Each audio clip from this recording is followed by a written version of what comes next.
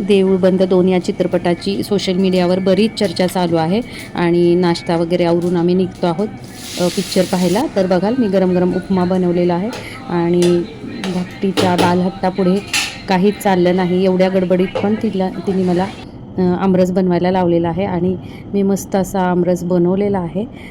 विलायची आणि साखर पण ॲड केली आहे.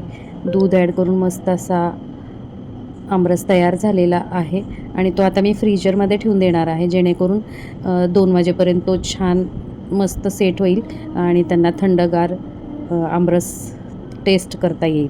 देऊळ बंदचा पहिला भाग पाहिला होता, तो पण खूपच छान होता, ज्याच्यामध्ये कश्मीर महाजनी आणि मोहन जोशी यांचं काम अप्रतिम होतं आणि खरंच तो पिक्चर पाहिल्यामुळे भाग 2 बघण्याबद्दल फार उत्सुकता आहे. याच्यामध्ये लीड रोल आहे तो स्नेहल तरडे या करणार आहेत, ज्या प्रवीण तरडेंच्या मिसेस आहेत आणि प्रवीण तरडे स्वतः देखील पहिल्या भागाप्रमाणे या दुसऱ्या भागातही काम करणार आहेत आणि मोहन जोशी नेहमीप्रमाणे श्री स्वामी समर्थ महाराजांची भूमिका करणार आहेत.